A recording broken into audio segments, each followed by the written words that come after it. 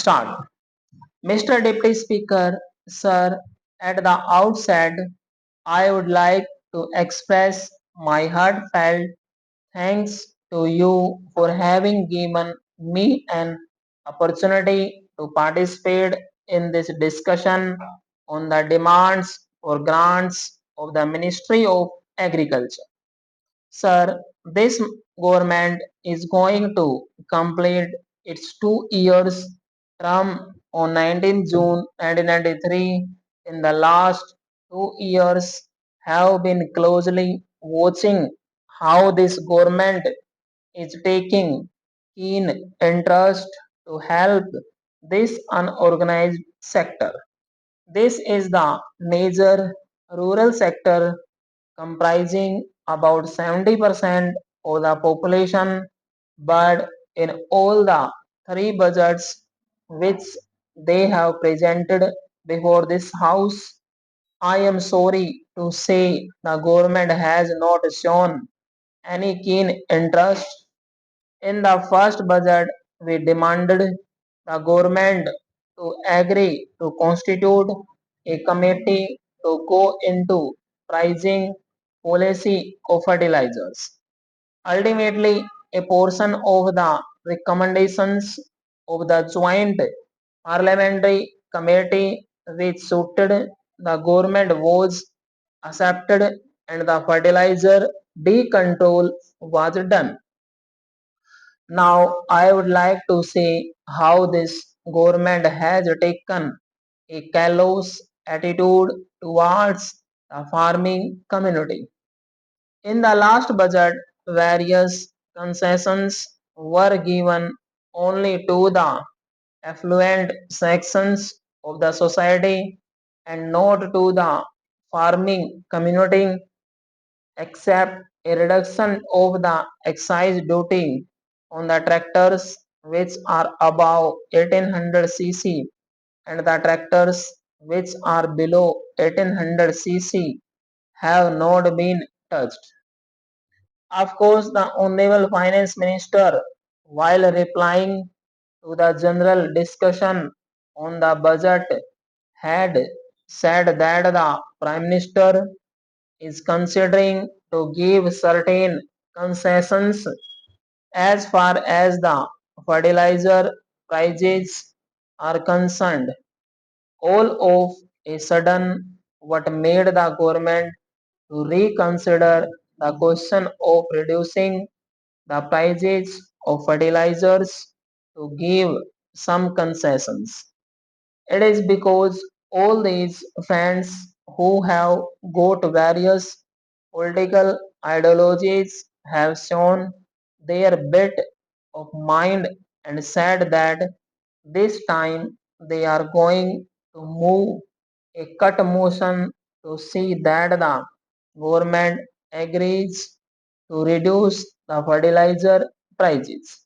So now at this stage, I would like to make an appeal to all sections of the House, irrespective of the political parties, and to such of those members who are really interested in uplifting the farming community to forget the party alliance.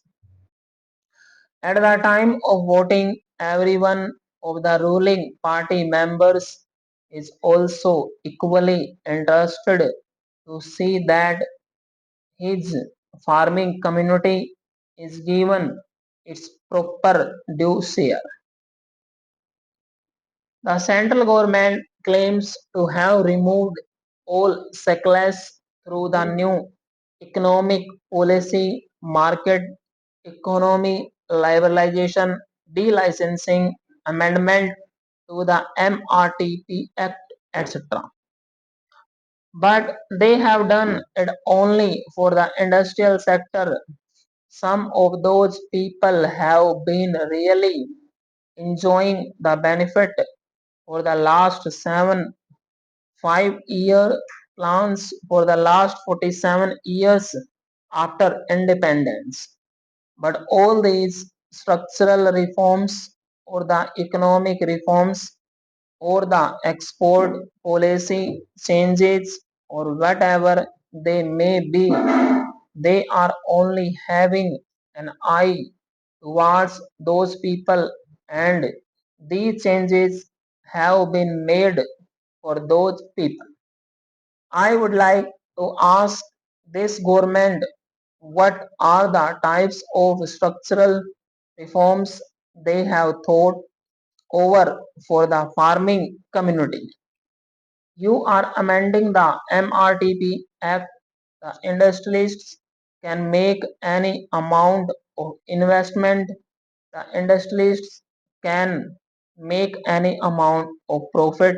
So there is no restriction for these people. Unfortunately, for the people who come from the rural areas or the people who are actually the tillers of the soil, they have got all restrictions.